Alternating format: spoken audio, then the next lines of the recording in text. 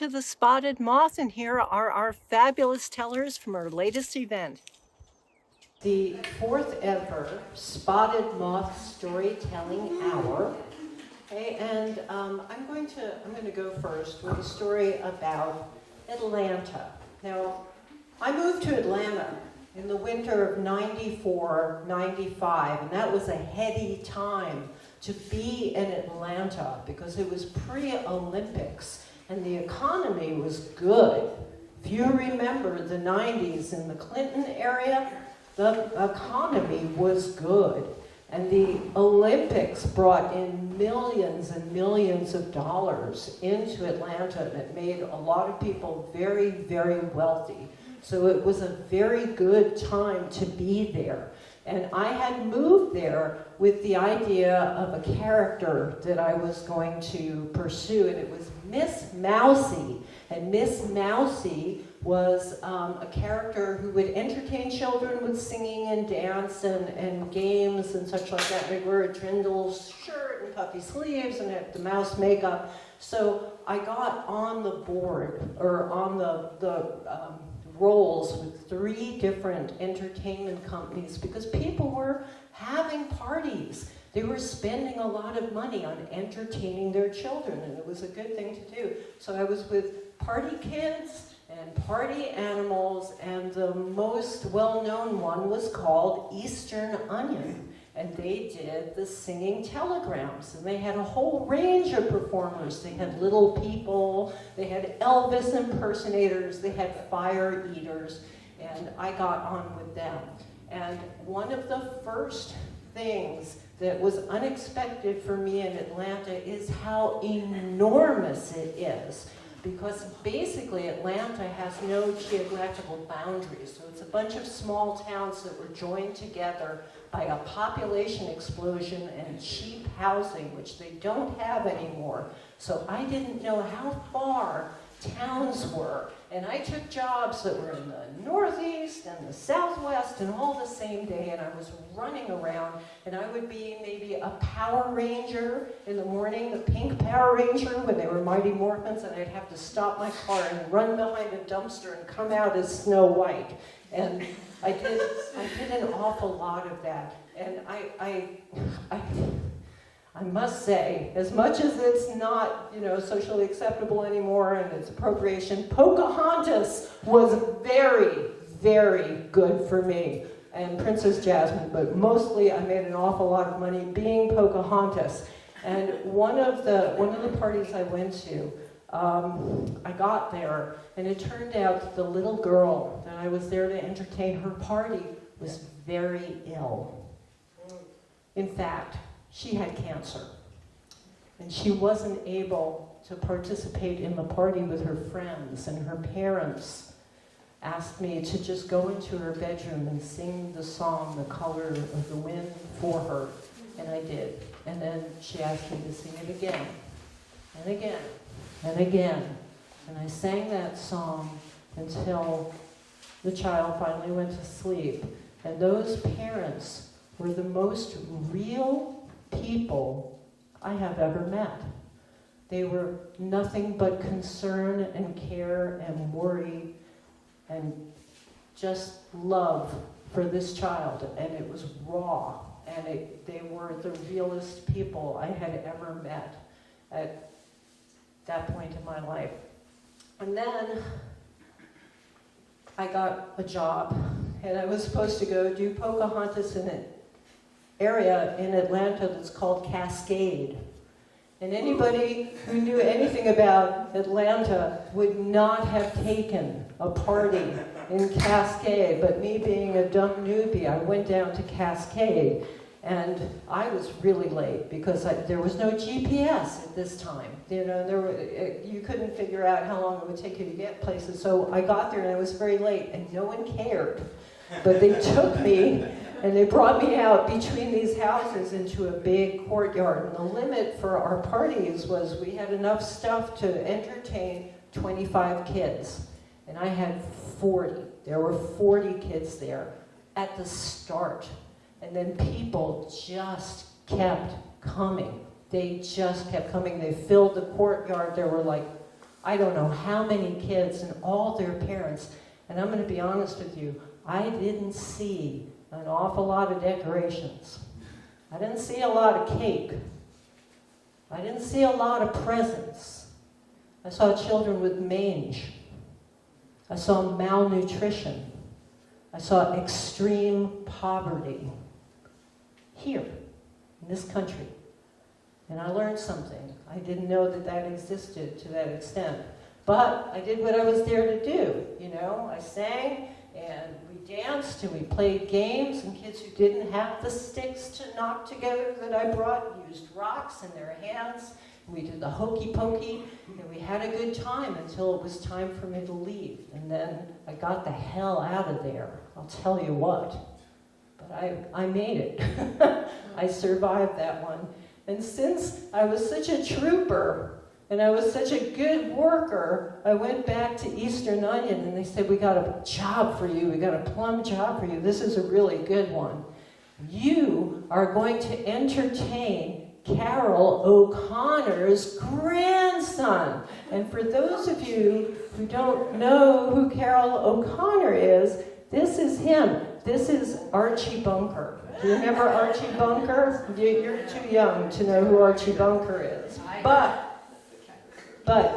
at that time, he had come back to television, and he was doing a series in Atlanta called In the Heat of the Night in Covington, which is south of Atlanta. But that's him and his lovely co-star right there. And if you were acting at all in Atlanta, you weren't acting unless you'd been on In the Heat of the Night. You'd had a bit part, or you were background, or you had it was cred. You just needed to do it. So of course, I took the carrot. I was going for it. I was going to take this job, sure. So I drove 40 miles south of the center of town to get to Covington, which is really, really far away.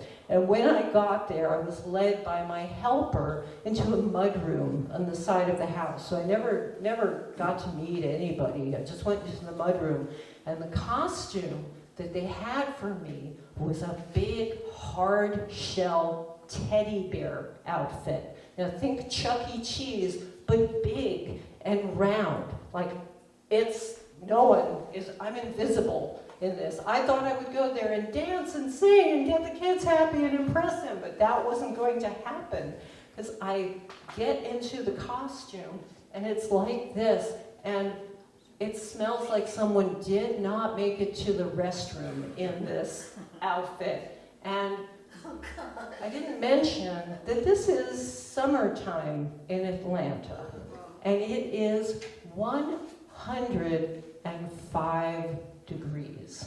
They take me out to the party.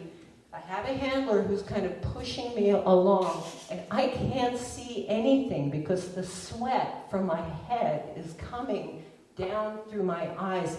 I can't hear anything because it's muffled in there. The only thing I can feel is an occasional whump, like a kid is coming up and he's smacking the costume. And I hear the screaming, but I can't even make myself heard from inside the costume, and I'm fighting for my life. Basically, I'm fighting for my life inside this costume, and finally, they're done with me, and they take me back to the mudroom. I slide out of the costume, and I finally get in the car, and somehow I make it home. And the moral of that story is, there are no shortcuts. There are no big breaks. It's all just hard work. Yay. Mary Collins.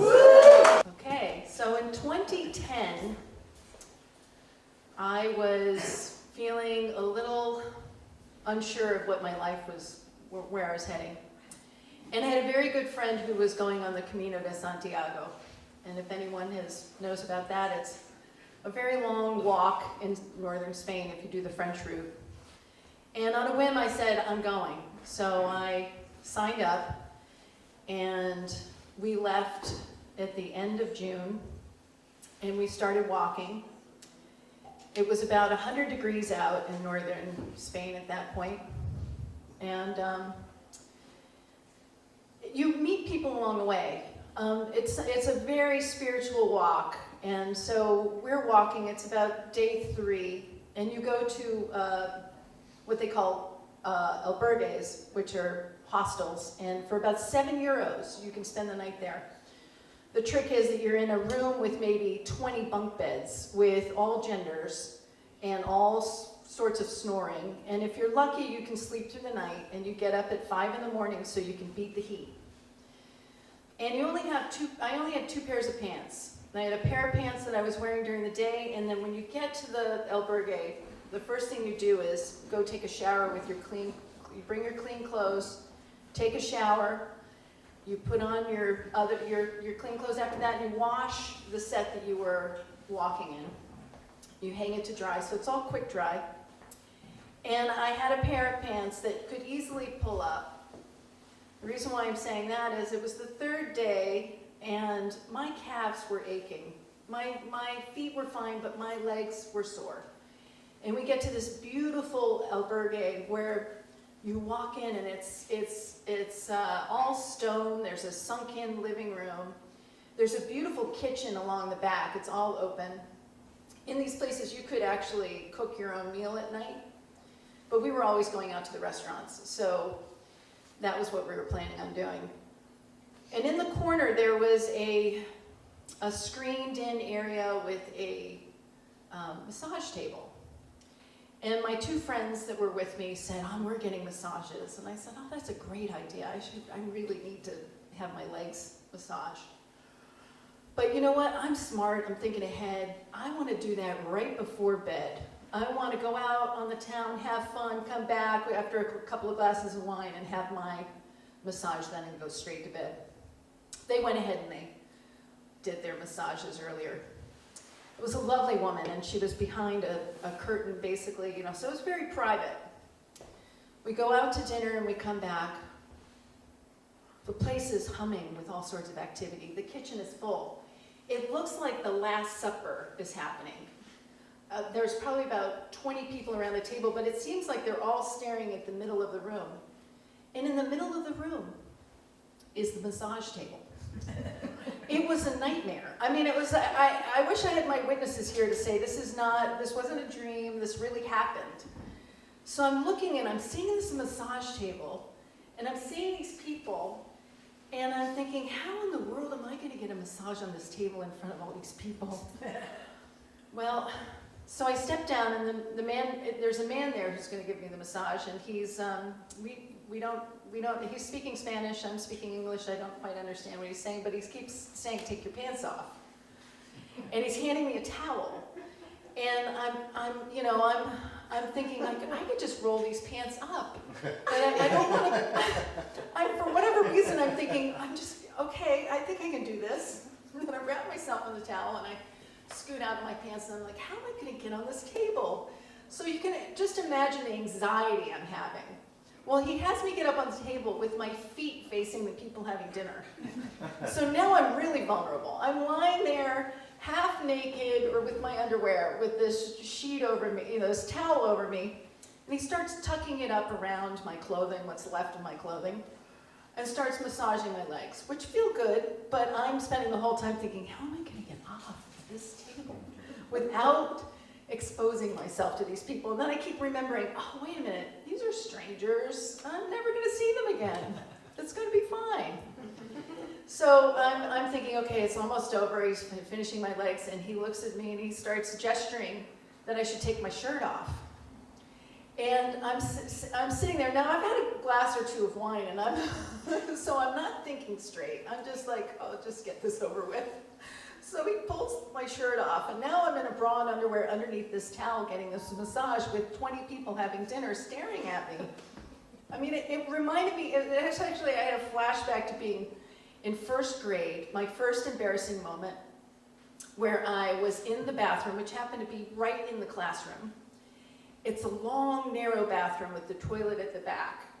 I'll never forget it. I can still see myself from above, sitting there on the toilet when the door flies open and the entire classroom turns around and looks at me.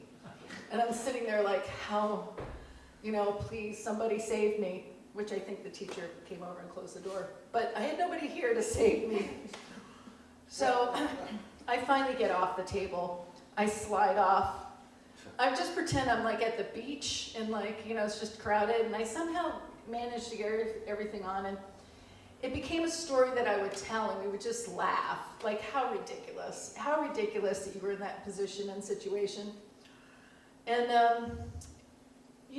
along the way you start meeting people. We finally get to our destination, Santiago, a beautiful medieval city, stone. We have now all these friends that we've gathered from our walk, and we have this giant dinner. And there's like 20 of us in this lovely restaurant, and we're laughing and telling stories, so I tell that story. And this lovely man with his niece and nephew had come on this trip, looked and laughed and said, "That was you?"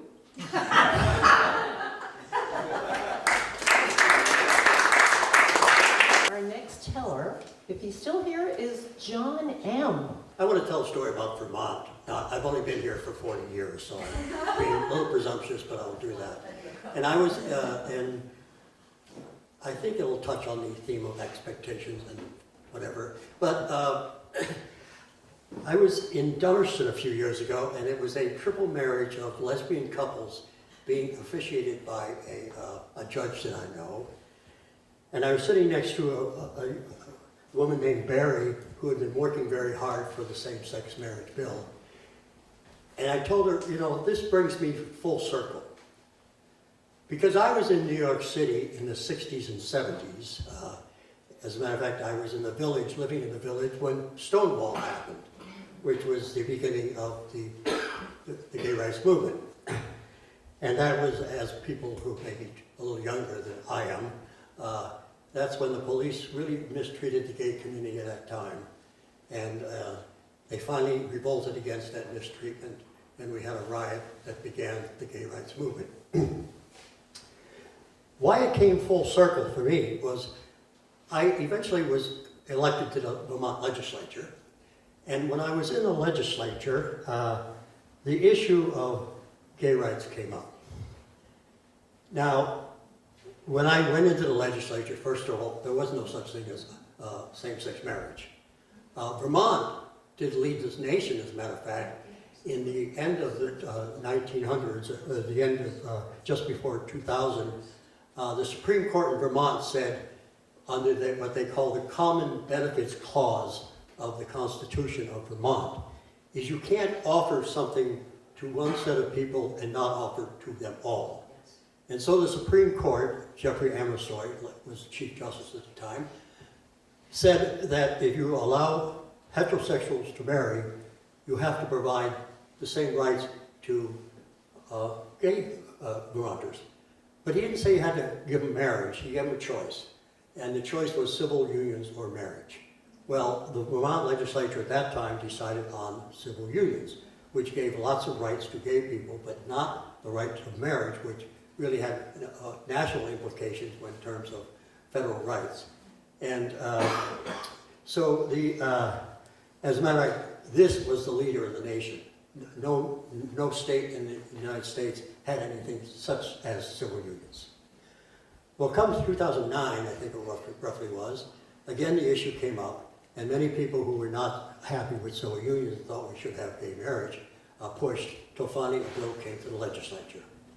And I supported the bill in the campaigning, and I supported it in the legislature, so I wasn't a key factor in terms of making it happen, although I supported it. But the bill had some contentions. I was in the Democratic Party, and we controlled the legislature, and it was really a Democratic issue to push this bill through. Well, the bill passed easily for gay same-sex marriage in both the Senate and in the House of Representatives, which I was in. And so it seemed deal done. We're going to have same-sex marriage. And the beautiful thing about this is, and this is why I say Vermont leads, we led with civil unions, no legislature in Vermont or in the state, in the country, had passed same-sex marriage. It did exist, but it was by court orders. I think Massachusetts already had it, but it was by a court order. It wasn't by the citizens voting for it to be. And so we had done something that no other state had done. Again, we had delayed. So it looked like a deal done. Except Governor Jim Douglas, the Republican, vetoed it. New ballgame. Because although we had enough to pass it majority-wise, to override a veto, you need 2/3. The Senate was no problem. The Senate quickly overrode the governor's veto. The problem was in the House of Representatives. We needed 100 votes. It would be nice to say that since we had the Democrats a majority and progressives and a few others, we could pass it. But not all Democrats supported this. It was a religious issue for some people, and some of the Democrats who were very religious did not support it. So we were running a problem here. We had progressives, we had most of the Democrats, and we had 6 Republicans who joined us against their party leadership because the party at that point opposed the bill. So it was going to be a very close fight. As I say, some of the Democrats were against it. I remember one Democrat legislator, his wife, it's alleged, I heard, told him, if you vote for this bill, don't come home. So there were some strong feelings about this bill not being supported by some people. As a matter of fact, he didn't show up that day, he was sick. So instead of, we have 150 people in the House, so instead of 150 people voting, we had 149 voting. Nevertheless, we still needed 100 votes. And to the governor's credit, Jim Douglas, he's a good man, and he's a very funny man if you ever get to know him. It was really, really a delight to know him. To his credit, he said, I'm vetoing this bill because I think, in his opinion, marriage is between a man and a woman, and that's it. However, I am not making it a party issue. I want everybody to vote here as they see fit. And 6 Republicans, as I said, had voted to support the bill. And now they were not under pressure from the governor to not support it. They got a lot of pressure from some of their fellow colleagues, but that's another story. I remember Shap Smith waited for the head of the caucus, Patty Comline, in the driveway as we were going to have the vote on that day to override the veto. And you had to see the Vermont House at that time. It was packed, jam-packed.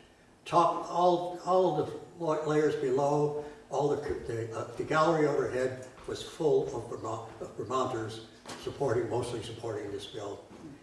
And so when Shap met the Patty Conrad in the parking lot, he said, Patty, are you still with us? Are you pleased? She said, yes, we are. As a matter of fact, one of the people who was with us was a guy named Rick Hubie, who ran against me a number of times and beat me badly every time he ran against me. But he was one of the Republicans who had not supported civil unions. But his feelings had changed by the time it came to same-sex marriage. And Patty assured Shap that indeed we are sticking with you. So the 6 Republicans stayed with the vote. They did not change because the governor vetoed it. And so we came down to the final vote. And there was some hesitancy on a few people to vote with us. We've tried to force some of the Democrats who had not voted to support the bill to at least support the override. And finally it came down to the vote, and we had a vote of 99 to 49. And there was one member who hadn't made his appearance yet, hadn't shown up on the floor, and the time was running out. See, the way it happens, the voting takes place in the Vermont legislature. You first of all have a roll call vote where they call each person off by name and town. So they called Moran Warsboro. That was me. But as they called each vote, once the roll call is finished, we pause for a few moments, and those people who are not yet in the chamber or who are hiding somewhere because they don't want to be on record voting one way or the other, have the option of coming onto the floor. And so as the floor filled up, it came up to 99 versus 49. And then finally, this last member showed up and walked in, and he was iffy whether he was going to vote one way or the other.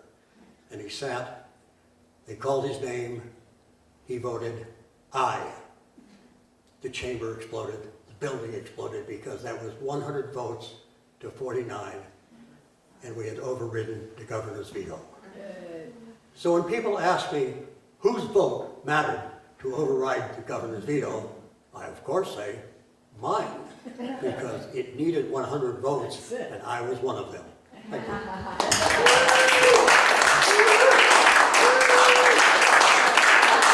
Mr. Jesse Lefkoe. This song I'm going to sing it tells a story, but the story is the story of a dream that I had. I think it was kind of a prophetic dream also, because some aspects of the dream kind of came true. I had a cat. I was living with I think my kids were still with me, and they weren't in college.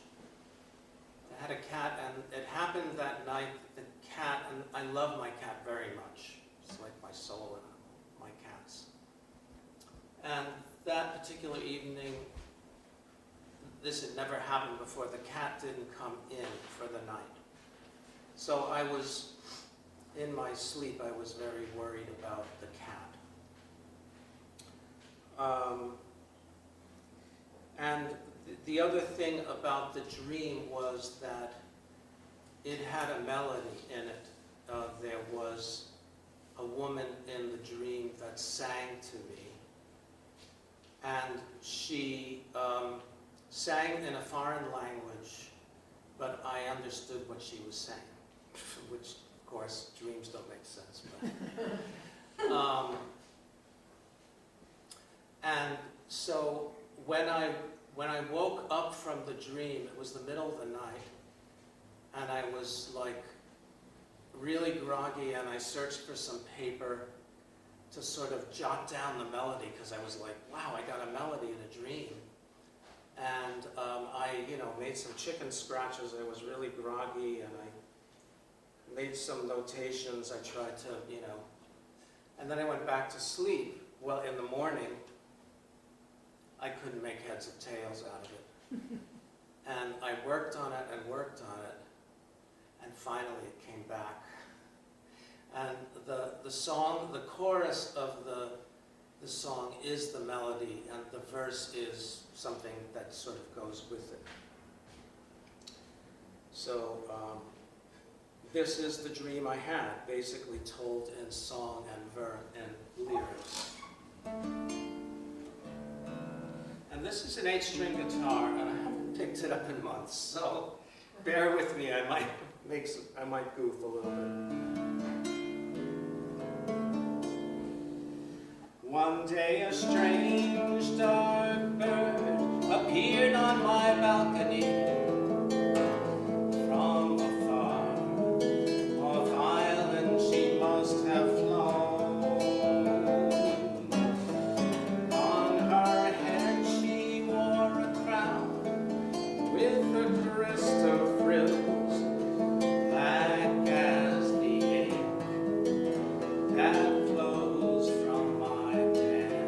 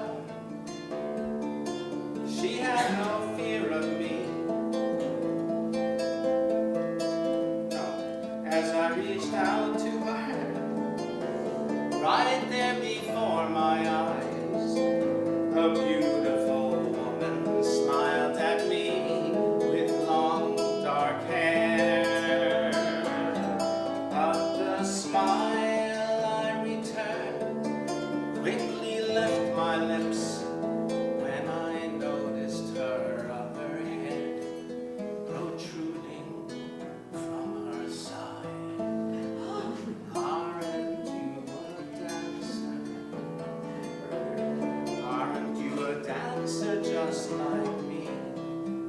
Aren't you a dancer? Come, my darling, dance this dance with me. Her flashing eyes held mine with a scolding glance, when to my great relief I realized she held her daughter close to her, sharing her shawl of black, just like her mother. But as a child, aren't you a dancer? Aren't you a dancer just like me? Aren't you a dancer? Come, my darling, dance this dance with me. And as our fingers met, something rubbed at my feet. My dear boy kitten, gone so long, had returned. Then in her bird-throated voice, she sang this song to me. Though her tongue was strange, I knew these were her words. Aren't you a dancer? Aren't you a dancer just like me? Aren't you a dancer? Come, my darling, dance this dance with me. Aren't you a dancer? Aren't you a dancer just like me? Aren't you a dancer? Come, my darling, dance this dance with me.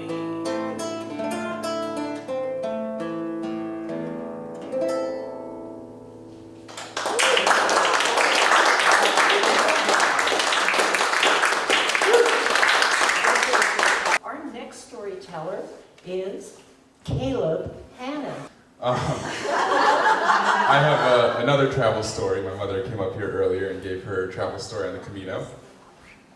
This travel story is in Oaxaca, Mexico, and I was the last member in our family to go. The reason we have different names is because my mom and Chuck met each other when I was 11, and I think that 1 to 11 really is just kids playing on their own. I think Papa Chuck has been really fatherly towards me, and really interesting years of growth. And so he lived in Oaxaca when my sister Nora was 9, I believe, for a year. And I'm in 7th grade when they meet each other, and that's in 2011-12. By the time I go, it's 2019, and I think Nora's been back. I think my parents have been back. My older brother Sam has gone on his trip, and they've gone to a language school, and I hear that my day is coming. So I'm excited. And what do I expect? I expect mezcal. I'm 19 at the time, and I know that the drinking age is 18. So I expect a lot of mezcal, and margaritas, and tequila, and good food. I expect mole, lots of mole, and lots of food that I don't even know exists yet. And I'm very excited. I'm a big foodie, so I was very excited to explore that. And that's this excitement, and maybe some dancing, and learning Spanish. At that point, the only language I knew other than English was Italian, and that is saying a lot. I pretty much floundered through 4 years of Italian. The way we do it here, where you go to a language class for 45 minutes in the middle of a day of, learning science and math and history, and then you have to retain this language knowledge when you're only speaking for that moment, and not even in the class. You're speaking English in the class until it's time to translate. So I'm excited to go to language school, and I'm excited to immerse myself in Spanish and learn another language. I think my mom's tip for me in high school Italian was, you need to talk like this. You need to put a bounce in the language. And then she'd butcher some Italian words. But probably better than I would. So I go to Oaxaca and I have all this excitement inside of me, and it's exciting and it's colorful, and there's flowers. It's like summer. It is summer. But these houses are the color of these beautiful flowering trees, just reds and pinks and blues. And we all go out for dinner at a nice restaurant, and I get like coloradito mole, which is just this spicy, delicious, smoky mole, and I'm sopping it up with a tortilla, and Papa Chuck looks at me and goes like, you are like a local, like you are really appreciating all of the flavor, and you're not letting, you know, a single bit of it go to waste. Which is true. I'm like big on gristle and pan drippings and and bread. I suck up all that flavor. It's so good. I probably would do it for so long, but I still feel like, you know, I'm in that prime to just eat straight fat, which is great. And it's delicious, and I'm excited. And day 2 or 3 of just going out and enjoying ourselves and eating, you know, street food that's delicious, and going to these big open squares and seeing, you know, the kids playing with these like fantastical, you know, balloons and toys that, you know, I haven't seen before. You know, mariachi bands, clowns performing. It's incredible. I think the closest I got to that was Daniel Hall in Boston, and that's really, really, you know, a small amount. It's still exciting. Bringing it back on track. I get to fly on my own for a little bit. They take a nap one afternoon, and I have a little money in my pocket, and I go exploring, and I find a little hole-in-the-wall restaurant that's offering food for, you know, probably 25 pesos. Couldn't be more than 100 pesos, and I'm like, that is so cheap. So I go in, I'm served 5 courses. It's a soup and a salad and a meat dish and a hot pasta dish and a cold pasta dish. And I'm excited because it's like the cheapest thing ever. And I get a cerveza and I eat it, and it's, you know, delicious. I'm full. I come back, they're napping. They wake up, we enjoy our evening, and the next morning, Papa Chuck tells us that we're going on an eco-tourism trip, eco-turismo, up into the Sierra Nortes. And it's gonna be a hike between villages that were left pretty untouched by a lot of the, you know, Spaniards. They came in because they converted to Catholicism pretty early on. And so they were allowed to continue these traditions, where a lot of other people, you know, that fought back were suppressed. And the first is a mole experience, like making like a fresh mole dish with raw ingredients over, you know, a stone oven, and there's a rope bridge, and there's a lot of like native plants that I'm excited to see, and I'm excited to climb on this bridge. Since I've seen like Indiana Jones, the rope bridge sounded awesome. I get there, I am cooking, and I'm getting hotter and hotter over the stove, and I'm getting sweatier, and I just feel like I am, you know, slowly dripping into this mole and melting into my body and feeling feverish. And the hostess realizes that, and she gets me a glass of water, and a lot of the water bottle brands are Sierra Nortes. So I'm assuming I'm drinking this fresh spring water, and I know about, you know, not drinking water out of the tap, but I figure this must be, you know, where the water comes from in the bottles I'm drinking. So I drink that glass, and I don't know if it was the very affordable meal or the tap water in the moment, but halfway through eating this mole, which I would usually, you know, vigorously be downing in seconds and thirds, I'm barely getting through the first plate, and I'm spreading it around like I'm a kid, spreading around vegetables to make it seem like I've eaten way more of it. And they ask, "Oh, would you like some more?" And I'm okay. And Papa Chuck's like, "Oh, here's some more of mine. Have some more of mine." And I'm getting really sick, and I tell my mom, I go, "Mom, I think I'm gonna be sick. I think there's something in my stomach that's gonna come out." of me. I don't know how. She's like, oh, okay, let me talk to Chuck. Papa Chuck is our translator. Neither my mom and I speak Spanish. I'm free courses. And she's like, I think Hale's sick. And Papa Chuck is like, no, he'll be fine. He looks fine, you know. He'll be good. And I'm like, okay, like, she's gonna eat some more mole. Try as much as I can just to be so polite. And all of a sudden, it comes up and out of me. And I have to cover my mouth. And my cheeks explode out like I'm Dizzy Gillespie. And I run out of the house as fast as I can, and I look in either direction, and one of the directions is a big like garbage pit. So I jump down heel first about 12, 15, 18 feet. I land on the bottom and I just projectile like The Exorcist. I've never done it before. I haven't done it since. It was hilarious. I thought that only happened in movies with hoses. And I spent, instead of looking at native plants and climbing on this rope bridge, I spent the day in in the room that we were in the Sierra Northwest, going between the bed and the bathroom, slowly sweating, lethargic. And they go on this adventure and they see all these beautiful plants. And the next day I'm feeling a little better. I have desayuno, I have a little breakfast, huevos rancheros. I'm like, this would be good to get this in my body, some strength. And we go on to the next locality. We do some hiking, and it's like a hot tub.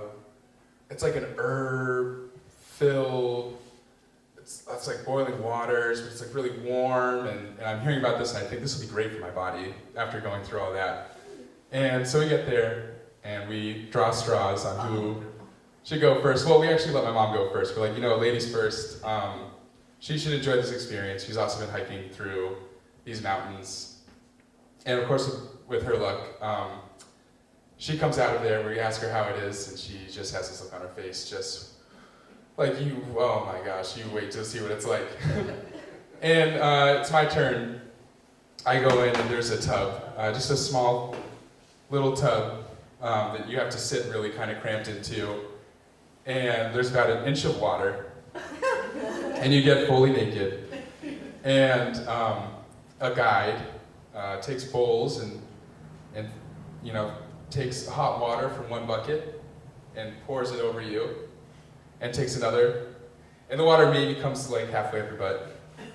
Just fully exposed. I'm just talking, whatever Spanish I know, like tiene hijos. You have kids, what do they do?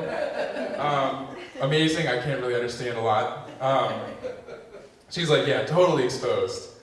But I feel a little bit better, and I sleep, and I have a heartier breakfast the next day, and we keep moving.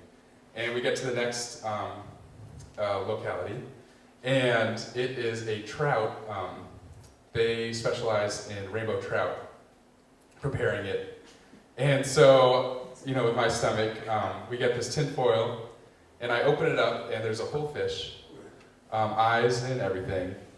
And it's just cut in half in the middle, and you open it up, and you have a fork, and then it's just hot mayonnaise all inside of it. So that took me out for another couple of days. And at this point I'm thinking, oh man, I don't know what I've got myself into. They dropped me off at my host family's house, Berta, my host mom. She comes to the door with a limp. She's a little bit older than my mom, probably by like 20 years. And she has a limp and I can't understand a word she's saying. At this point, I'm a little skeptical. I'm like, oh no, like, is this gonna be, like, am I gonna be like little orphan Annie? Is she gonna be really mean to me here? And I spend that first night just kind of, with dread, and just worried about what this month's gonna be like, if I'm not gonna be able to understand anybody, if I'm gonna be sick, if my host mom is gonna be so horrible. And the next morning I come down for breakfast. I have a couple meals signed up for, and there's some other students who I also was like, oh, there's no way I'm gonna get along with these other students. They're from Minneapolis, or like from Minnesota, and they seem like they're really into some things I'm not into. I was just being very judgmental at the time. And we're eating breakfast, and Berta, smiles at me, and starts asking me questions in Spanish, which the other students start translating for me, because I can't understand any of it at the time. And they're really like sweet questions, like how do you want to, you know, spend your time here? Do you want to go to museums? How do you want to make this like a full trip? How's your breakfast? Do you enjoy this? Do you enjoy something else? And I'm feeling a little bit warmer. I go to my first day of language classes. It's all in Spanish, and I'm a little nervous because I can't really understand a lot of it. But I slowly, over the next couple of weeks, just kind of, it clicks. I kind of feel like this intuition of like understanding my teacher, and Berta and I developed this awesome relationship, like a mother and like a son in high school. Yeah, I'm going out late. She's calling me vampire. At Brattleboro, I found an Irish pub bar, and I spent a lot of my time there. She's like, "Why are you going to McCarthy's Irish pub? Like go to a local place. Go to a museum. Learn. Don't just drink beer all night." But it's, you know, this hamburguesa and chicken wings and a beer, and it's all like with a nice tip under like $13. So there's no way I'm not going to go. And there's a lot of music. It's incredible. And I meet real people. I meet locals at McCarthy's because there's not a lot of other tourists there. It's like a lot of the local, you know, people. I meet Sebastian. He shows me a picture of his beautiful daughter. He's starting this out. Gives me a cigarette. I don't normally smoke. Probably made me feel pretty nauseous, but still, it's, you know, I make these relationships and I connect with these people on social media, and I really developed this like great feeling. I like Berta, you're like my mama Wakenya. You know, I would love to go back and visit. And I had another experience, absolutely falling totally in love with another girl who lived there. Sorry, Berta. She lived in the bad part of town. And Berta was like freaking out when I told her, you know, I spent the night in the Fracciones de Santo Domingo. She's like, what? Like, oh my gosh, like that's where you were? And this girl, no, like not good. But I made this, you know, relationship, and we stay in touch often, even though we're both doing different things. She's in Switzerland with a partner. I've been, you know, exploring my life here, and it's still just this really sweet connection. And at the end of the trip, I was really sad to go. And I've been dreaming about going back since, and it's just like you never really know what to expect, and you build these expectations. And I feel going into things without expectations is easier said than done. Yeah. But I've really, you know, been just letting life happen, and I've been excited about it. And the stories that you've all shared tonight and songs have been beautiful. Thank you.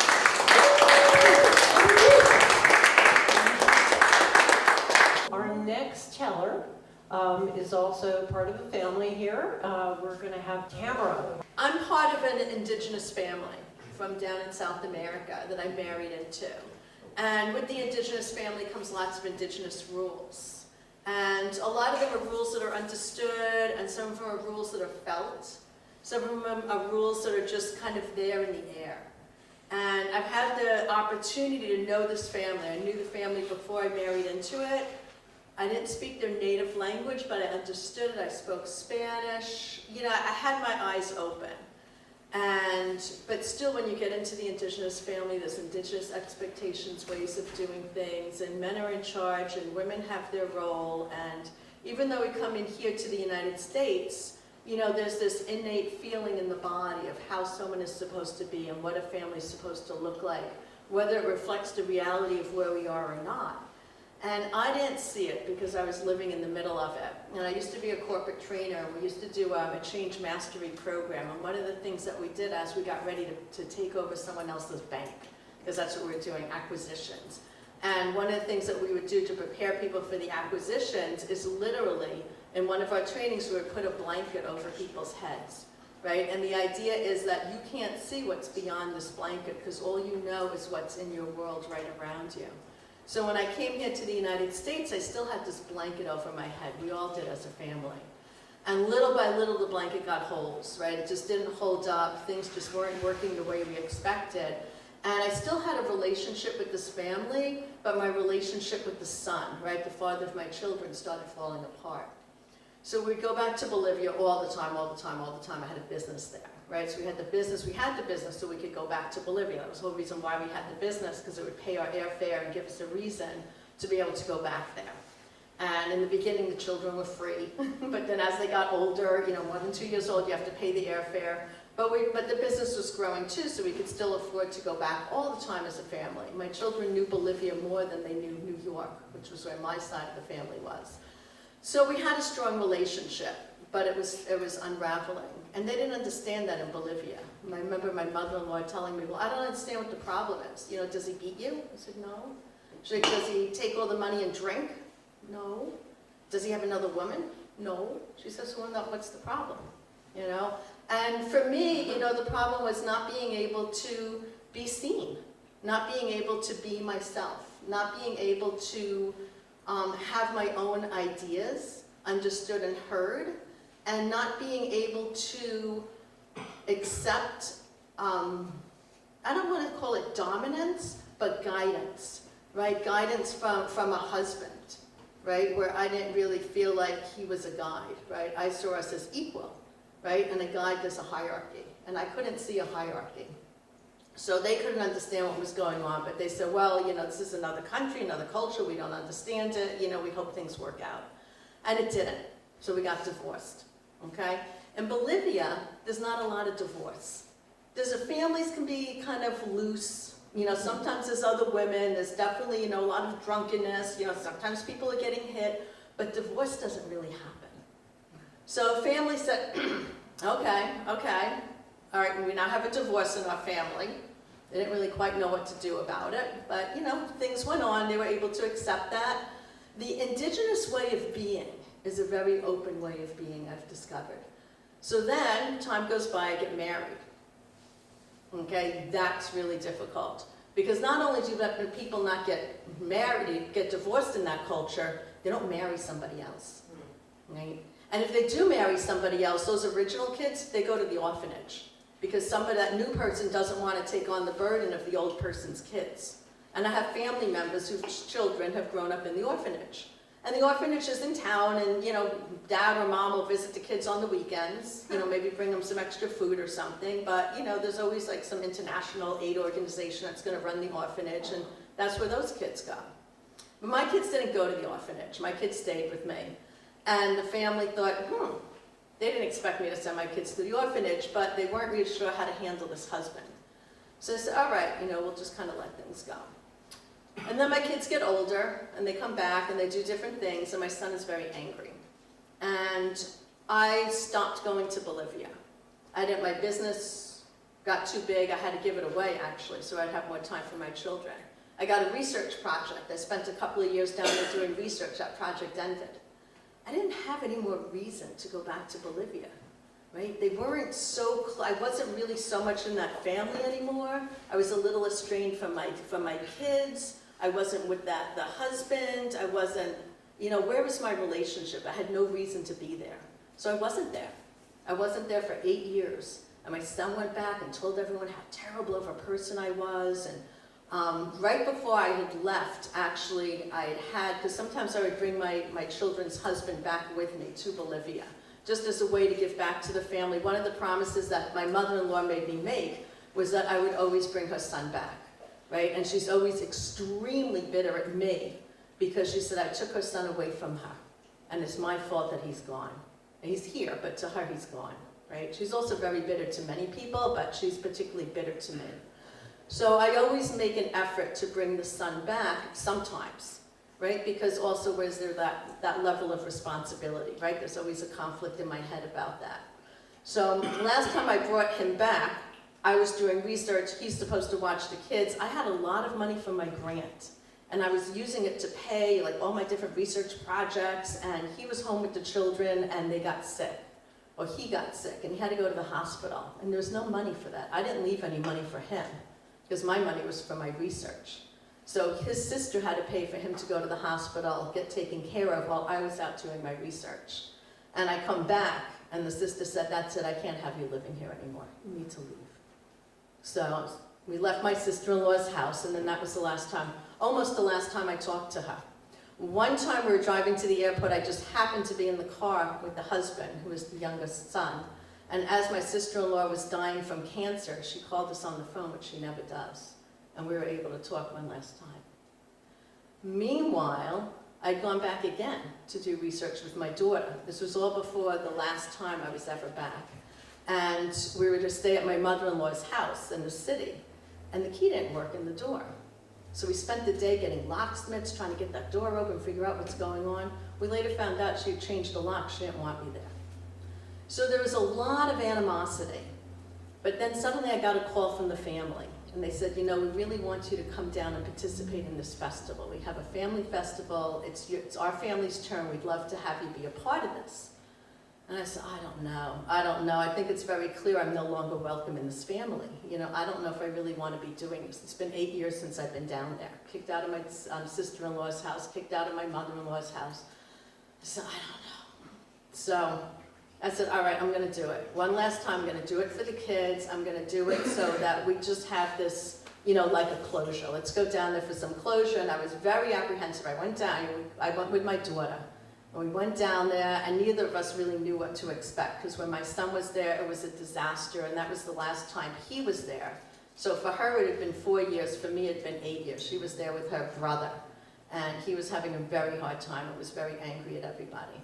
So I go down there, and the family, you know, we're apprehensive, and some of the family opens the door to me, and some of the family helps us out. We get to the airport, it's very high altitude, my daughter is sick. I have to call part of the family that I haven't talked to in 8 years, one of the parts of the family that had not invited us back to their house, not returned any of my emails or messages that I was coming, but now we're in El Alto, we're in La Paz, and my daughter was sick. It was 1 o'clock in the morning, we had no place to go, and we needed help. And the family showed up. They showed up, they took us in, they gave us a place to sleep, they helped us out, they got us back on our feet, we kept going. Then I had to go to the city of Oruro, where one family member assured me there would be a place for us to stay, and we stayed there. And then we went to the family town, which is where the party was, and there was another place for us to stay, and we were welcome. And little by little, people started coming up and saying hello to us. People started welcoming us back into the community. People started being happy that we were there representing the family and that we were there participating. And it was a really amazing feeling for both me and my daughter, because we both felt kind of ostracized from all of this. You know, my daughter took it very personally too, because she travels with me a lot, and she felt like she was also being kicked out. And the thing that really made it turn around was their belief in their indigenous ways of being. Because that's what gave them the guidelines of what do we do when this happens? What happens when a family breaks apart? And what they look at is the blood. It's the blood. It's how people are connected, right? They keep their names, they keep all their last names, because it's very important. What place are they from? The Village Festival was based on what place you're from in that community. And even though I'm not of blood, my children are of blood, and that connects me to those people forever, always. And even though all these different rifts and all these things that aren't supposed to happen happened, it doesn't replace the blood that flows between the veins of the people in the communities. And so that was the thing that was very unexpected for me. You know, how little by little, right, how wholeheartedly we were welcomed back into that community and given a respectful place and thanked for our participation and recognized for who we were. Thank you.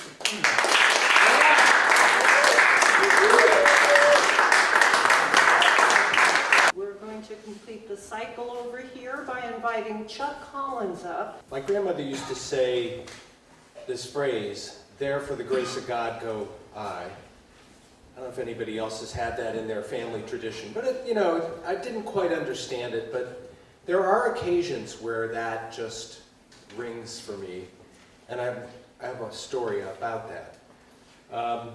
But at the, you know, it's probably about 25 years ago, and I'm traveling alone with my little daughter, Nora, and she's just a couple years old, and we're on a plane, and we're kind of coming into Cleveland, I remember, and I think the plane has landed, and she's crawled into my lap and just dead weight, fallen asleep. And so everybody's getting off the plane, and I'm kind of waiting to be the last one off to get my bag down and that sort of thing. And she's just got like this rock in my lap. And then my pretty usually toilet-trained daughter just kind of lets go and just pees all over me. And I could just feel the pee pooling kind of under the seat and running down my legs. And everybody else is getting off. Now I really want to be the last person off this plane. And finally, I'm carrying her dead weight and my little poly bag and picking up the stroller, and I'm going up the ramp off the plane, and the phone in my pocket is ringing. And I'm ignoring it, and it just keeps ringing and ringing. And finally, I get out to kind of the hallway, and I have one of those old flip phones, and I look at it, and it's my brother calling. And you can imagine most cases like that, you're like, I don't really need to answer the phone in this moment, you know. But you don't necessarily know my brother. So my brother is 6 years younger than me. And so, you know, I was in kindergarten when he was born, and I was his protector. And unlike my sister, who's just a little younger than me, I didn't torment him or tease him. I was like took my job as big brother very seriously.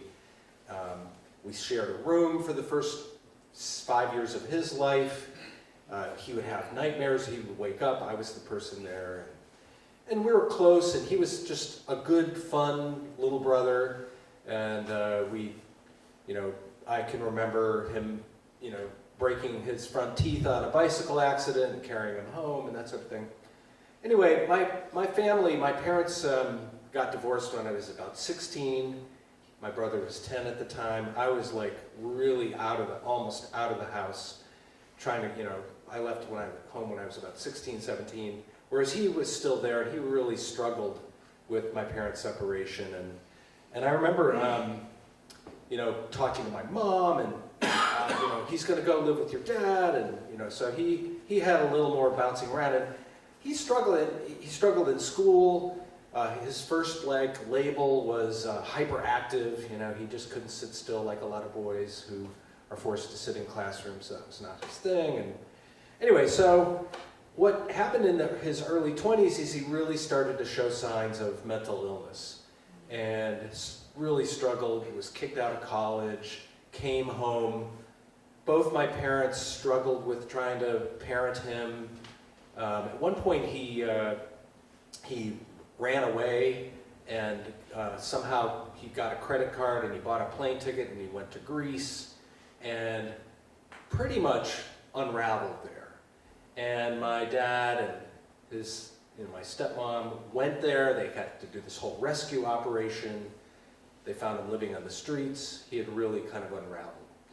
And my parents at that point became his legal guardians and conservators. They could control his money. My dad said, we don't want him to have access to money that he could use to leave the country and go off his medications and that sort of thing. So for 10 years, my parents both had guardianship, and it was really hard for them. And at one point, they just let that status lapse. And I remember my brother just ran away to California. And he's now in his 20s, late 20s. And I went out to see him, and he was not in good shape. He had met the Church of Scientology, and they had their own therapy that they were trying to sell to him. And somebody else gave him a credit card. Discover gave him a credit card. He was buying courses from the Church of Scientology. And at that point, my parents were no longer, there was no guardianship, but I worked to get him, basically tricked him to get back on a plane to go to Michigan, where then I could appeal to be his legal guardian. And long story short, I became his guardian and really was able to stabilize his life. He was in and out of mental hospitals, but he began to be able to live independently. But there were still times when he would sort of unravel. And one time I got a call just saying, hey, your brother is here in this office. He seems to be disoriented. Why don't you, can you come and get him? You know, he's in Michigan and I'm in Boston. But anyway, I was doing these kind of rescue operations where I'd go out and rescue him. And in this case, he had been pulled over on the expressway in Detroit. There was something wrong with his car. The state trooper had his car towed. They left him on the side of the road. He just walked all night, and I found him, you know, outside the Blockbuster Video where he had worked, and took him to a hotel room and put him in the bathtub. So I answered the phone when my brother called. That's why. So here I am in the Cleveland airport with covered in urine, holding my sort of dead rock little 2-year-old daughter. And, you know, and sometimes my brother calls and it's just like, hey, I love you, man. Just thought I'd say that. Other times he calls, he's got a get-rich-quick scheme. Listen, could you just, you know, I just need this software to be able to finish my screenplay. And other times he would tell me, you know, did you see the new Spielberg movie? I'd say, yeah. He said, he stole my screenplay. He stole my. So, you know, sometimes it was get-rich-quick scheme. Sometimes it was delusional grandiosity. I would go visit him a lot. We go to see the new Spielberg movie. He'd say, he stole my screenplay.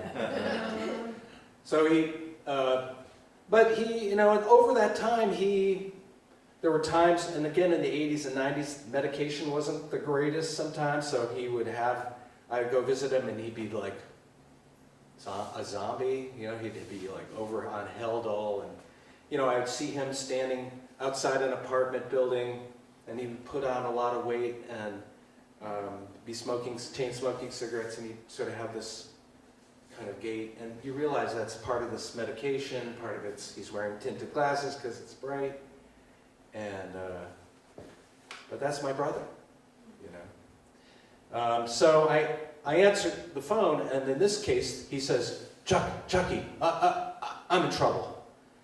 I'm in my car and I'm surrounded by cops, and there's flashing lights, the blue cop, and the cop is tapping on the car door, and he's got a gun, and he's telling me to get out of the car.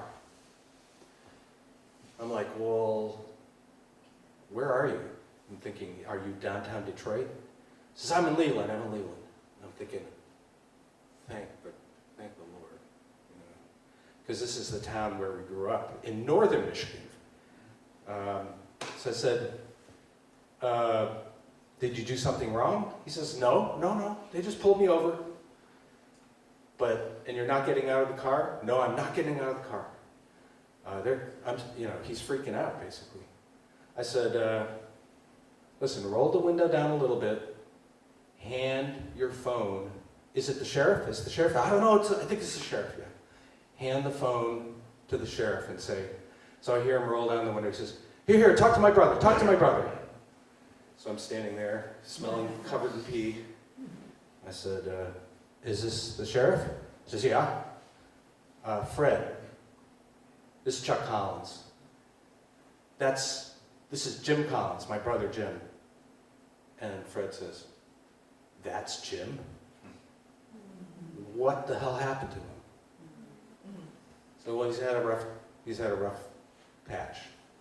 And I'm thinking Fred, the sheriff, who I've known all my life, and his son, who was my brother's age, playing soccer together, loping down the field. And Fred is looking at my brother. He's unrecognizable. I said, he's probably having a mental breakdown. Did he do something bad? He says, no, he was just driving erratically.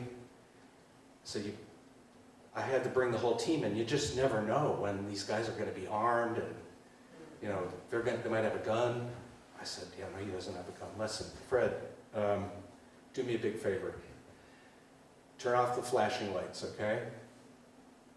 He's just having a mental episode. He's probably off his meds. Just escort him over to my parents' house. I'll call ahead, and they'll be there to go get him. And that's what happened. They took him over. I called my folks. They came out and got him. They brought him in. Got back in the support. Now, I have to tell you that there's obviously a lot of privilege in that story. Small town. I have a cell phone. I have family that was known in the town. We knew who, we were in a local small town, like a lot of towns in Vermont. But there's a lot of luck in that story too. I could have been on that plane when he called. An hour earlier, I would not have answered that call. I know, when I read the newspaper, last July I read a story. A man 55 years old named Scott Garvey, moved from Tennessee to Putney. Search of better mental health services. A week later, he's having a breakdown at Putney Landing. They bring in the police. They think he's holding a weapon, and they shoot him, and he's dead. Scott Garvey looks like my brother. There for the grace of God go I.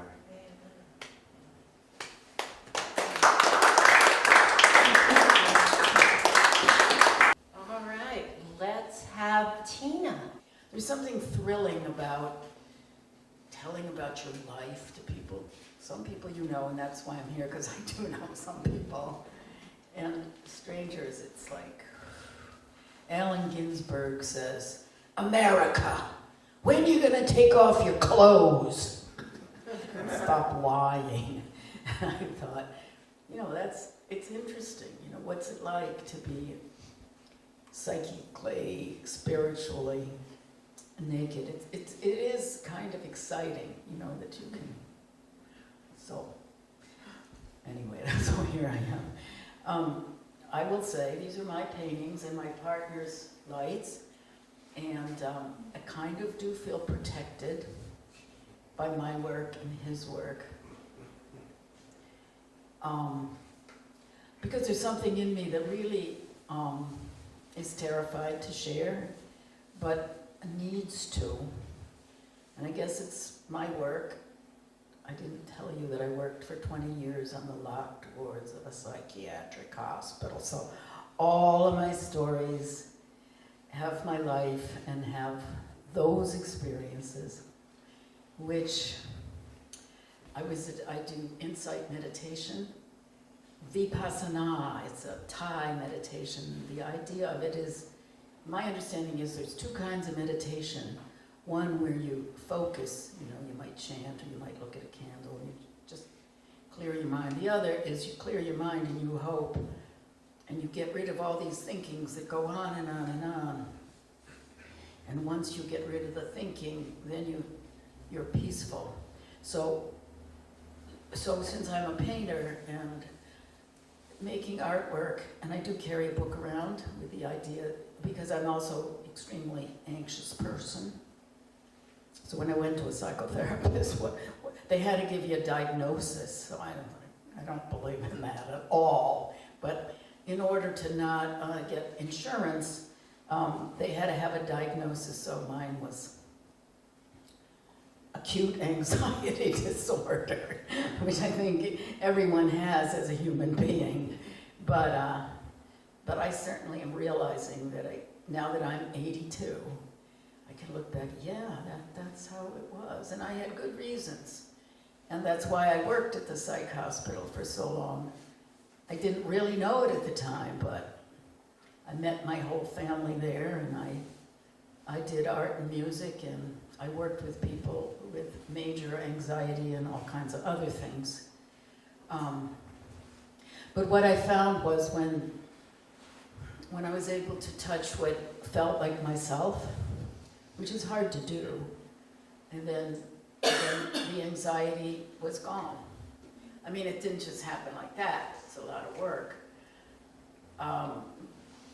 But I never did do any medication, and so I hit life raw, along with my fear, which really started intensely when I left Springfield, Massachusetts, where I grew up, and moved to New York City, where I lived for 40 years, including my experience at the psych hospital. To get back to the story, which does have a reason, I'm getting there. From the time I was very much of a child that I can remember, I'd come home from school, I hated school, and I would draw, and I would fill in the colors, and then I would write stories about rabbits and people being lost, and I'd go out and hold my cat and my chickens. I had chickens, I always loved animals. So what I'm coming to realize that what I was trying to do was to be with myself and learn really what I was about. And so making art was part of it, but essentially what I kind of want to get down to is what I really did at the hospital. I'm a social worker, and I did group work there, was to be able to tell the truth, starting with myself, and ultimately in so doing, sharing it with other people. And I kind of learned several things, and I'm going to go and talk about the paintings. We're essentially alike, and genders, men and women, are essentially alike, and people from all over the world came. And the struggle to be with your own life or not is what it's about. And before I go on with my own paintings, there's a story that I do want to share with everyone because it's so humanly affirming. While I was there, Russia's, they call it the Iron Curtain, fell, and we had lots of Russians coming. This is 1994, I think. I actually went to Russia. At the time, the Freedom, there was a conference on, it's called the Restoration of the Creative Spirit. So the whole time that the Soviets were in power, the Russian clinicians, psychology people, went underground, were buying our books about a humanistic way to work with people, including the arts. The official way to deal with people who were very troubled was to medicate them to here so that you're kind of a zombie. So it was just very moving to me. I'm going off the deep end a little, but so I get there, I did folk music mostly, and I have my guitar, and I start singing Blowing in the Wind. They all knew that song. How many roads must a man walk down before you call him, her, they, a person? And I found out that these people all along were looking to us, buying our books, because there was something happening here, a revolution, focusing on what does it mean to be a person, in contrast to the tyranny that was happening there. So I could, where was I? So here's this Russian person that I have who's 19 years old. He comes over from Russia. Nobody meets him at the airport or whatever. His grandfather's dying. He goes into terrible culture shock, and he becomes suicidal. I mean, he jumps off the Verrazano Bridge, and in the process of going down, it was the summer, obviously, he decides he wants to live. And every piece of him, his mind, his body, his bones, decided to live. And he straightened himself out, and he landed in the water in such a way that he was able to dive and climb to the other side and walk out and get to our hospital, which is South Beach Psychiatric Center, for your general information. It's on Staten Island. I guess the gist of my story really is what I learned there, and I've really learned from life and from myself, is the power to choose to live of life. That really nobody can take away from you. And to make a decision, do you choose to spare, or do you choose to live? And I've heard so many stories of people who get a cancer diagnosis, and all of a sudden their long history of suicidal ideation disappears. They want to live with every cell in their body. So I guess my story really is about that in my own self, and I will point to one of the paintings, which is this painting, which is one of my most recent paintings, and I named it Identity Denied, Motherhood Denied. The gist of it being that 50 years after my ex-husband took my 2 daughters to Iran, I'm recording and remembering and painting the experience of what it was I was fighting for my life, that I could not stay married, but I had 2 daughters, and I didn't know what else to do. I was kind of paralyzed. I wish it hadn't happened the way it did, but I didn't know what else to do. I'm pretty young. They're 2 and 4 years old. So I needed to access and express what it meant to feel that my sense of being a mother was very imperiled, my own identity. We're talking about 1974, the women's movement has just gotten started, and I think we went wrong in a lot of ways. But I felt, oh, they're telling me I can save my life. I don't have to be what feels like being a slave. But it was a very hard struggle. And I was, I think, have to say, numb when all this happened. So it was buried within me.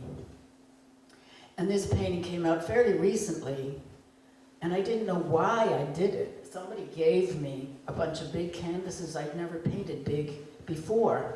And I was raised, we were poor, so even though I have enough now, plenty now, I'm still not used to it. But the freedom to not worry about how, I did that one too. The freedom of the space to put down whatever was in me allowed me to. The painting that was underneath was by a woman who had a bipolar problem.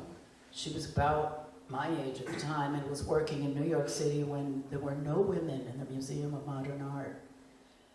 And the difficulty of trying to have, she had children too, and to understand what you're all about, it was very difficult then.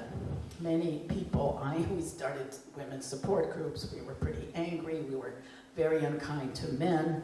The men suffered terribly, and I think finally now we realize men are not born killers, they can take care of children. We need basically to treat each other like equal human beings. But it was a very painful, difficult time. The Vietnam War is going on. There's more soldiers killed themselves than were killed. So it was tragic, and at the same time, as a culture, we were fighting for something more humane. So to get back to this painting. I guess I want to say, again, this is like the kid who jumps off the bridge. There is something so powerful and affirming in all of us if we listen to it, pay attention, honor it. After I did this painting, I was going to paint over the whole thing, and I started to get as far as blocking off the face, and I stopped.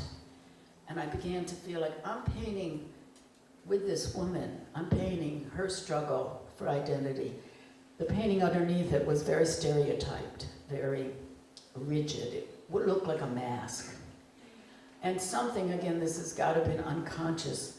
I felt like I want to let it out. I want to express it. And so I felt like, through the artwork, I met her, even though she's dead now, and told my own story. I told it with her, that the void that is the face is the void that's out the window. That was the identity that I really felt like I had lost. But in so stating it, many years later, I feel like I owned it, or I came back to myself in a lot of ways that I had not acknowledged. So all I can say is making artwork in any way that you can express and be with what you are, who you are, and what you really feel is very affirming. And anybody can do it at any time. And I guess I experienced that in this hospital where many people who are throwaway people, totally lost, can come around. Thank you. We're going to round up the night with our last story, which is going to come from our Alex Lockie. I thought a lot about the theme, expectations versus reality, and you could kind of say anything and then just say it was expectations versus reality. But it's just so funny the degree to which nothing is ever what you really expect. I had a story in mind, but when I came here, I was actually shocked by the amount to which I just came back from Mexico. I have also spent some time and had similar experiences in Latin America and with a kind of schizophrenic brother-like figure. So it's just another, bright flashing light that it never really is what you expect, which can make you miserable, but I spent my life in media. I'm a journalist, an editor. I've worked at some big publications, and I started around 2015, around the time when you started to hear about clickbait.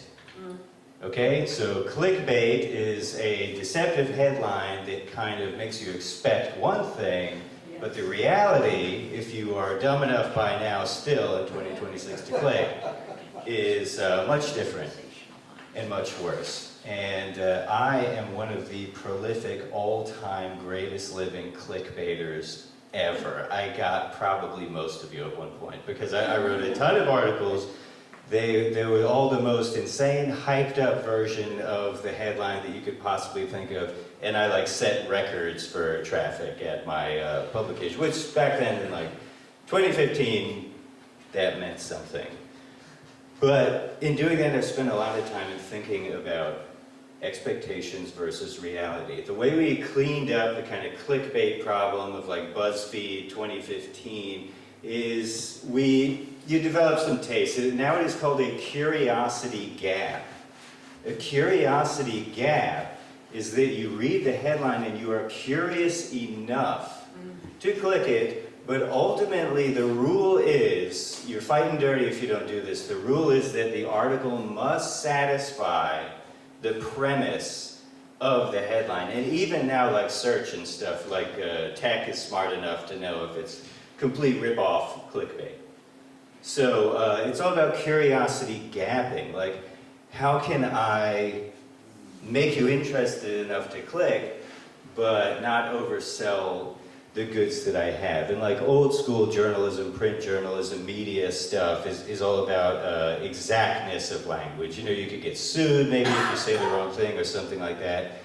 And I've always had a really easy time of it because I just kind of push it to the limit of what you could ever legally say about any given situation. And I've never really gotten caught for it because the truth is that conflict is the story. When your expectations are not met or played with, that is called being interested. You might not like my article, but you were interested. And the thing I wrote ultimately was interesting. So that's how I did it. So the classic, the worst headline you can do, and you call people out about this at work, is water is wet, right? You can't write that story. You have to keep developing or working it or come up with some different angle. You cannot write water is wet. The story you want to write is called Man Bites Dog, right? Because that is the exact opposite of what you expect. So that's what you want to land. That's headlines. Humor is also the unexpected. On my street, there's some little girls who live up this street. I'm so impressed with them. They're real Vermonter little girls. We're raising some great kids around here. They know what all the plants are called. They know so much about nature and the environment. Like the real kid, I have a 2.5-year-old. That's who that's the whole point of me coming here. So I'm talking to this little girl with her mom in just passing, and we're talking about sugaring, everyone's sugaring. And I ask her, well, how do you know which ones are the maple trees? And she goes, the ones with the buckets. It's all about what you don't expect. And in fact, if anyone here has ever been actually truly miserable and depressed, it's because you feel like you're beyond surprise. Nothing good can happen to me today, right? That is misery. So, a couple weeks ago, I was in Mexico. I went to Puerto Vallarta. I've never been. Everyone else I know has been. They kept, oh, go see the Malecon, go do this and that. They said, I'm going to the gas station, I'm getting a 12-row Modelo, and then we'll see where I go.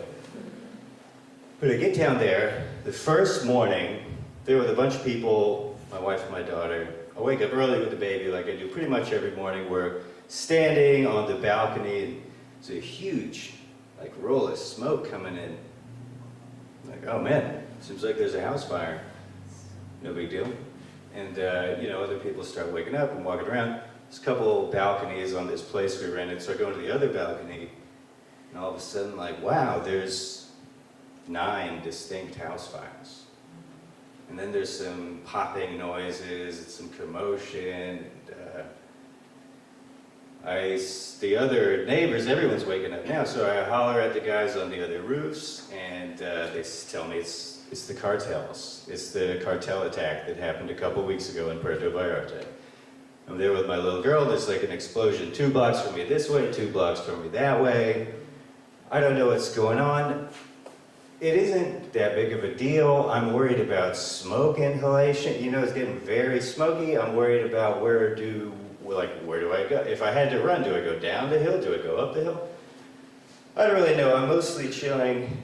And I did get that 12-row Modelo. I told you I would. So you know that I have it. Anyway, I get through it. And, by the end of the day, 6 or 7, everything's basically going fine. But I start checking my phone. And on my phone, everyone is telling me that it's going down in Mexico, that people are dying, that at 6 p.m. tonight, the cartels are entering the hotels and they're going to start killing us. And in that time, it felt like, the expectation was more real than my reality. I was reading these tweets from people who weren't there. And it seemed more authoritative than my own experience that there hadn't been an explosion in 6 or 7 hours. It seemed like it was all good and it was calming down. And finally, around 6 p.m., there's a knock on the door. It's like, oh my God. It's everyone gets up, but I storm up in front of them, ready to kill this guy on the other side of the door. The door opens. It's a guy who works at the hotel. He brought another 12-row Modelo. He knew that I'd finished the first one. So that was great. Anyway, the story I was originally going to tell was the most unexpected time that I've lived through. It was the pandemic, right? I mean, think of March, April, 2020. There's never been a time where we knew what to expect less, and reality seemed less real. They had almost weirdly inverted for a while. I lived at that time in Manhattan, in Dimes Square, kind of Lower East Side, Chinatown area. And you guys wouldn't blame me if I told you I freaked out, would you? No. Yeah, so I basically, I'm on this tiny island. I'm imagining we're gonna eat each other. A couple weeks from now, they're gonna be beating down my door. It's all over. And I all you can do is be online all day, right? Like when I was in Mexico, where you never truly freaked out until you are part of a mass hysteria, or, you know? So I just freak out. The third time I had ever been to Vermont, I put an offer in on a house. I was imagining, I would come up here and I would do two things. I would like live off the land and be free. That was my expectation. Back to the... And, you know, I get here and it seems like obvious, like, you know, I need a gun. Like, what could happen? It's like June 2020. I mean, like, I'm literally scared. So I get a Glock, a scared person's gun, like a pistol, you know? It's not for anything other than you're scared. And then I'm like, oh, I gotta learn how to hunt. I'm living here. I'm moving in January 2021. The whole winter's kind of thawing. I'm getting my ass kicked by Vermont. I'm getting used to things.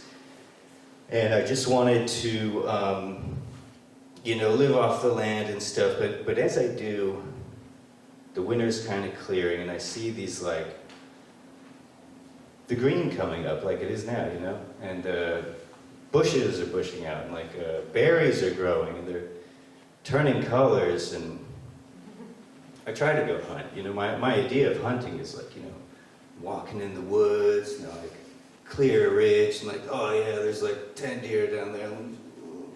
You know, like, oh, nailed it. You know, you go out in the woods and you just feel stupid. You know, I come back and like I got like mud up to here on one leg, and I'm like pissed off. I'm like, ah, bullshit, you know, and I'm not I thought I was gonna come up here and be like a hunter. I'm a gatherer. I pick the berries. It's really nice to pick the berries. You don't see them all at once. You have to look from different angles. When you're coming back, you'll see it again. The first rule of picking berries is don't drop the big bucket of berries. The second rule is have fun. So that's what I found out. Over that same course of time, I got married. I now had a child, and it wasn't what I expected. I thought I was coming up here. I told people I was like doomsday prepping in a fun way. Like, yeah, I got a lot of canned food. I got a lot of ammo. It's no big deal. You know, like, I'm not weird about it. You know, I'm not one of the prepper guys or whatever. But I came up here, and it's, you know, in New York, I lived above this fire station. It was too loud to sleep. The sirens went off. I couldn't sleep. Eventually, I just tuned it out. I come up here, and it was too quiet to sleep. When you can't hear anything, your ear keeps looking and finds any little sound, you know? But eventually I just learned to be calm, to listen, to enjoy being here, and not to be big or huge or a media person tricking you in New York and fighting for attention and all this external stuff, but in its own way, going away from that and becoming invisible and becoming nobody was freedom for me. And now that I'm busy and I have a kid, my friend asked me the other day, she said, oh, it must be such a trip for you having a little kid now. You know, you must be so lost and in your head. She knows I'm kind of like a writery, deep thinker guy or whatever. You know, you may not believe it, but whatever. She's like, it must be such a head trip for you. And I was like, no. I have never received more instruction in my life or been told what to do at every minute of my day than having a little tutor. Daddy, come here. Daddy, do this. It's all perfectly clear. You didn't expect that kind of thing when you're single in New York, but that's the way it goes. And I've heard it in a lot of your stories too. The self wants to be destroyed. America, when are you going to take off your clothes? Something good can happen today. I became a gatherer, I became calm. And then one day, was coming home, got out of my car, And I saw him on the other side of the hill, across the brook. I run inside, open the safe, get it, run down, long side of the shed, run up on him, I'm 30 feet away. I did kill him. I did kill the turkey, chopped it up with 2 big knives into sausage, and gave it all to my friends.